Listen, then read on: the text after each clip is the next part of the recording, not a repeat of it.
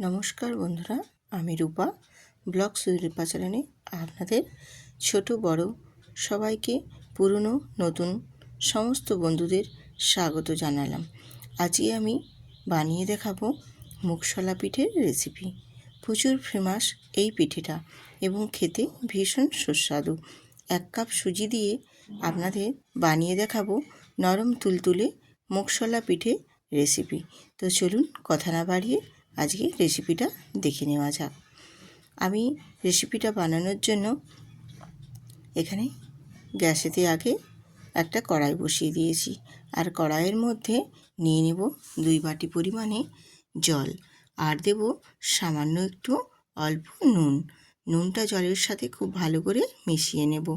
আর যেই পরিমাণে বাটির পরিমাপ করে আমি জল নিয়েছি, সেই বাটির পরিমাপ করে 1 বাটি আমি এখানে সুজি নিয়েছি। 1 বাটি সুজির জন্য 2 বাটি জল একদম মাস্ট নিতেই হবে।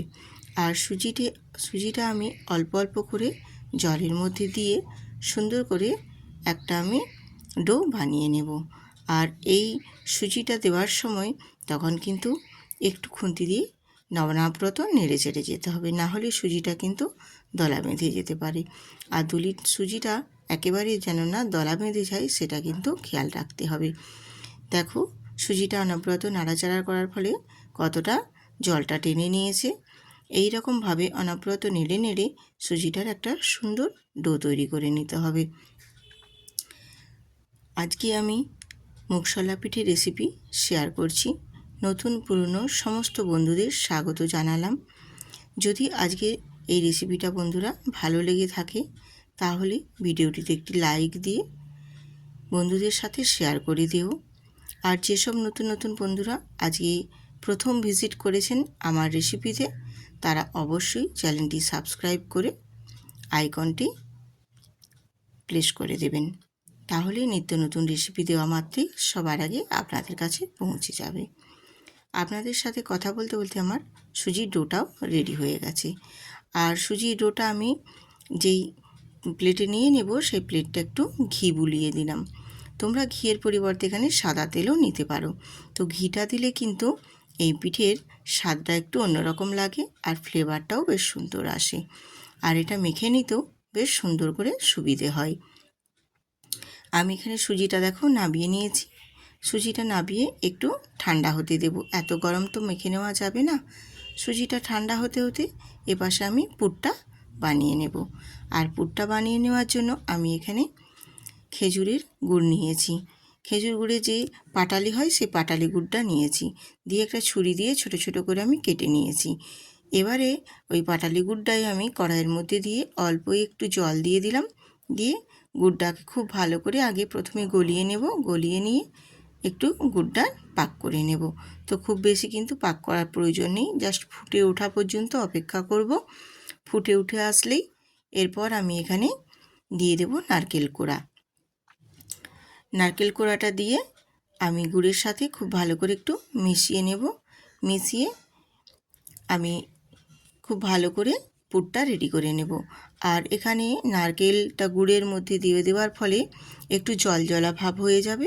ওই জলজলা ভাবটাকেই একটু নেড়ে নেড়ে শুকনো শুকনো করে নিতে হবে। যতক্ষণ একটু শুকনো শুকনো হয় ততক্ষণ পর্যন্ত একটু নেড়ে খুব ভালো করে শুকনো শুকনো করে নেব।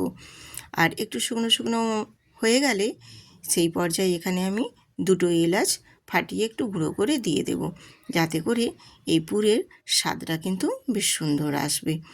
দিয়ে আবারও একটু নাড়াচাড়া করে নিয়ে আমি পুরটাকে রেডি করে নেব। আর রেডি হয়ে গেলেই এটা এবার আমি নাবিয়ে নেব। নাবিয়ে নিয়ে একটু ঠান্ডা হতে রেখে দেব। পুরটা ঠান্ডা হতে হতে এপাশে আমার সুজির ডোটাও বেশ ঠান্ডা হয়ে গেছে অনেকটাই। তবে একেবারেই কিন্তু ঠান্ডা করা চলবে না। একটু যেন হাতে মেখে নেওয়ার মতো সহ্য করা যায়, সেই পর্যায়ে কিন্তু ঠান্ডা করে নিতে হবে।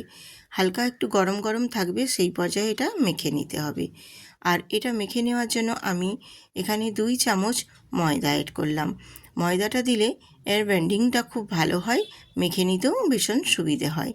দিয়ে এবার 2 চামচ সুজি দিয়ে 2 চামচ ময়দা দিয়ে আমি সুজির ডোটা খুব সুন্দর করে মেখে নেব। হাতে করে এইভাবে একটু ঠেসে ঠেসে মেখে নেবে, তাহলেই বেশ সুন্দর করে দেখবে মেখে নেওয়া হবে, আর একেবারেই সুন্দরভাবে মাখা হয়ে যাবে। তো দেখো খুব সুন্দর করে দেখো আমি সুজির ডোটা মেখে নিয়েছি। এরপর আমি হাতে একটু তেল লাগিয়ে নেব। তেল লাগিয়ে নিলে আর একটু হাতের মধ্যে জড়িয়ে যাবে না, খুব সুন্দরভাবে মাখাও হবে আর পিঠেগুলোও বানানো হবে। আমি এবারে সুজিটা থেকে একটু কেটে নিয়ে দুটো খণ্ড করে নিয়েছি, আর দুটো খণ্ডকেই খুব সুন্দর করে গোল করে হাতে তালুতে পাকিয়ে নেব। এরকমভাবে আমি দুটো নেচি করে বড় বড় আকারে পাকিয়ে নিয়েছি।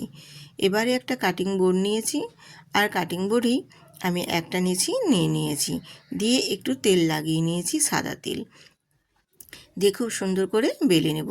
তোমরা যদি কাটিং বোর্ডের পরিবর্তে যদি বেলুন চাকি নিতে চাও সেক্ষেত্রেও নিতে পারো। কাটিং বোর্ডটা হলে কি হয়, একটু বড় থাকে তো একটু বড়ভাবে বেলে নেওয়া যায়। এরপর দেখো আমি বেলে নিয়েছি সুজির ডোটা থেকে, নেচিটা থেকে খুব সুন্দর করে বড় আকারের রুটির মতো করে বেলে নিয়েছি। এরপর ওর থেকে একটা বাটি দিয়ে আমি এরকমভাবে গোল গোল করে লুচির মতো করে একটা শেপ দিয়ে আমি করে নিয়েছি খুব সুন্দর করে। আর বাকি সাইডগুলোকে দেখো আমি তুলে নিয়েছি, যাতে এটা পরে আবারও আমি এরকম লুচির মতো বানিয়ে নিতে পারি। এরকমভাবে আমি দুটো বানিয়ে নিলাম। আরও বাকি যে আমার ডোটা রয়েছে সেই ডোটা থেকে আমি আরও সব বাকিগুলো এক এক করে ঠিক এই রকমভাবেই বানিয়ে নেব। খুব সুন্দর করে দেখছেন একদম গোল গোল সাইজের হয়েছে। এরকমভাবেই আমি প্রত্যেকটাই বানিয়ে নিয়েছি। প্রতিটাই আমার বানানো হয়ে গেছে, আর আমি কিভাবে বানিয়েছি আর থিননেসটা কীরকম রেখেছি সেটাও তোমাদের দেখিয়ে দিলাম। দেখছেন একেবারে সবগুলো রেডি করে হয়ে নিয়েছি।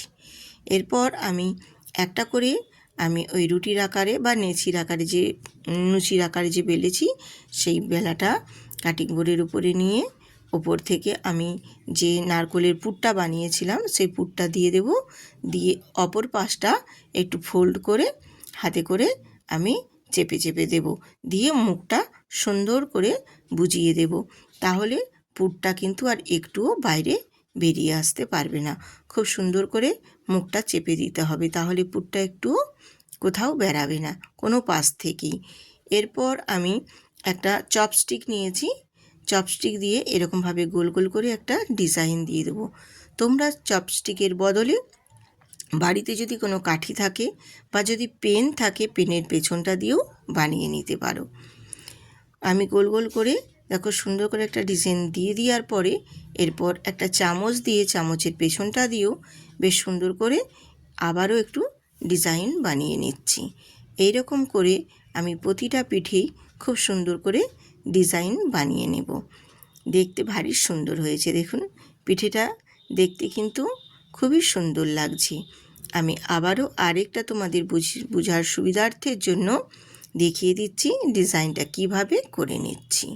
এই রকমভাবে চপস্টিক দিয়ে গোল গোল করে নিই, তারপর চামচ দিয়ে একটু আকার দিয়ে দিলে বেশ সুন্দর একটা ডিজাইন হয়ে যাচ্ছে, দেখতেও কিন্তু ভারী সুন্দর লাগছে।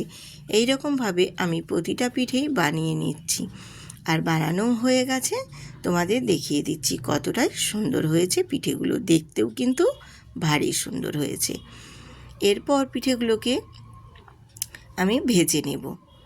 তেলে ভেজে নেওয়ার জন্য আমি গ্যাস অন করে একটা ফ্রাই প্যান বসিয়ে দিয়েছি, আর তেলটাকেও একটু বেশ ভালো মতো গরম করে নিয়েছি। প্রথমে একটু হাই হিটে দিয়ে তারপর কিন্তু লোতে দিয়ে দিতে হবে, কারণ এই পিঠেগুলো লালচে করে ভেজে নেব না, একটু সাদা সাদা ভাব থাকবে সেই রকমই ভেজে নিতে হবে। আর একদম গ্যাসটা লোতে রেখেই উল্টে পাল্টে দুটো পাশ ভেজে নেব। আর ভেজে নেওয়ার সময় একটু সাবধানে ভেজে নেবে, গায়ে যেন না তেল ছিটকে আসে। তার জন্য আমি একটা চামচ দিয়ে খুব সুন্দর করে আস্তে আস্তে করে উল্টে পাল্টে দুটো পাশ ভেজে নিচ্ছি। আর ভাজাটা একদম খেয়াল রাখতে হবে যেন না খুব লালচে হয়, একটু হালকা হালকা লালচে লালচে ভাব হবে, কিন্তু সাদা সাদা টাইপেরই যেন থাকে, তাহলে পিঠেগুলো দেখতে ভীষণ সুন্দর লাগবে। আর পিঠেটা দেখো আমি যেইভাবে ভেজেছি ঠিক এই রকমভাবেই ভেজে নিতে হবে।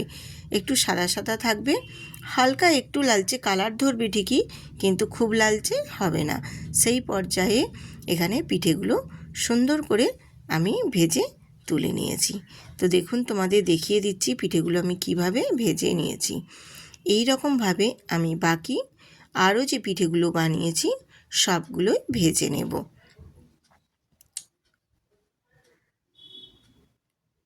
পিঠেগুলো ঠিক একই প্রসেসে একই রকমভাবে সবগুলোই ভেজে নিয়ে তারপর তোমাদের দেখিয়ে দিচ্ছি। দেখো পিঠেগুলো কতটা সুন্দর হয়েছে। এই রকম পিঠে ভাজাটাও কিন্তু খেতে ভীষণ সুন্দর লাগে। তোমরা চাইলে এরকম ভেজে নিয়েও খেতে পারো, কিন্তু আমি এটাকে আরও একটু সুন্দর করে বাড়িয়ে তোলার জন্য একটু চিনির শিরা বানিয়ে নেব। তার মধ্যে ডুবিয়ে দিলে বেশ একদম নরম তুলতুলে একবারে পিঠেটা রেডি হবে।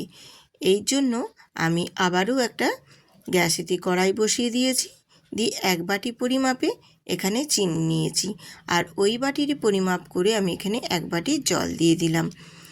এবারে জল আর চিনিটা একটা ক্যাচুলার দিয়ে খুব ভালো করে নাড়াচাড়া করে মিশিয়ে নেব। জলটার সাথে চিনিটা যতক্ষণ না ভালো করে গুলে যাচ্ছে ততক্ষণ পর্যন্ত একটু নাড়াচাড়া করে নিতে হবে। আর চিনিটা আমার বেশ অনেকটাই দেখো গুলে গেছে জলের মধ্যে। এই পর্যায়ে আমি এখানে 2টো এলাচ ফাটিয়ে দিলাম, যাতে করে চিনির শিরাটা বেশ একটা সুন্দর ফ্লেভার আসবে এবং স্বাদও আসবে। আর চিনির শিরাটা দেখো বেশ ভালো মতো ফুটে উঠেছে। ঠিক এই রকমভাবে নাড়াচাড়া করে ফুটিয়ে নিব। খুব কিন্তু ঘন হবে না, জাস্ট একটু হাতের মধ্যে তোমাদের দেখিয়ে দেবো, একটু জাস্ট চিটচিটে ভাব হবে, সেই পর্যায়ে কিন্তু শিরাটা নামিয়ে নিতে হবে। খুব বেশি ঘন করলে তখন কিন্তু চিটচিটে ভাবটা খুব বেশি হয়ে যাবে, সেই রকম আমার লাগবে না। জাস্ট একটু হালকা চিটচিটে ভাব হবে, সেই পর্যায়ে আমি নামিয়ে নেব চিনির শিরাটা। চিনির শিরাটা আমার মোটামুটি দেখো রেডি হয়ে গেছে। এবার নামিয়ে নিয়ে আমি একটু ঠান্ডা করে নেব। একটু এত গরমে শিরাতে দেব না, একটু জাস্ট হালকা একটু ঠান্ডা ঠান্ডা হয়ে যাবে, সেই পর্যায়ে এখানে আমি শিরাটা দেব। আর শিরাটা দেখো মোটামুটি আমার ঠান্ডা হয়ে গেছে। আমি এবারে পিঠেগুলো ওই চিনির শিরার মধ্যে ডুবিয়ে দিচ্ছি। ডুবিয়ে দিয়ে আমি এটাকে 10 থেকে 15 মিনিট রেস্টে রেখে দেব। তো তোমরা চাইলে আরও যদি একটু সময় নিয়ে রাখতে চাও রাখতে পারো, কিন্তু 10 থেকে 15 মিনিট রাখলেই কিন্তু খুব সুন্দর করে পিঠেগুলোর ভিতরে শিরার রসটা ঢুকে যাবে। এবার একটু ঢাকনা দিয়ে রেখে দিলাম। তারপর আমি 15 মিনিট পরে তোমাদের সার্ভ করে দেখিয়ে দিচ্ছি পিঠেগুলো কতটা সুন্দর হয়েছে। আর পিঠেটা যে কতটা নরম এবং সফট হয়েছে সেটা আমি তোমাদের একদম প্রথম স্টার্টিংয়েই দেখিয়ে দিয়েছি যে পিঠেটা কতটা সফট এবং নরম হয়েছে। এই রকমভাবে মুগশলা পিঠে বানিয়ে নেবেন। ছোট বড় সবাই কিন্তু ভীষণ পছন্দ করবে এবং খাবেও খুবই সুন্দর মজা করে, কারণ এটা খেতে ভীষণ সুস্বাদু আর ভীষণ নরম এবং সফট তুলোর মতো। আর এটাকে আরও সৌন্দর্যের জন্য আমি বাড়িয়ে তোলার জন্য এখানে কয়েকটা কাঠবাদামের কুচো ছড়িয়ে দিয়েছি, তাহলে পিঠেগুলো দেখতে আরও সুন্দর লাগবে। এইরকমভাবে মুগশলা পিঠে একবার বানিয়ে দেখবেন বন্ধুরা, ভীষণ সুন্দর হয়। বাড়িতে বানালে সবাই কিন্তু প্রশংসা করতেই বাধ্য হবে। আর এটা খেতেও ভীষণ সুন্দর, বানাতে যেমন সহজ খেতেও তেমনি অসাধারণ। আর যদি ভালো লেগে থাকে আজকের রেসিপি, তাহলে বন্ধুদের সাথে শেয়ার করে সুন্দর করে একটা কমেন্ট করে দেবেন। আবার আসবো আরেকটা নতুন রেসিপি নিয়ে।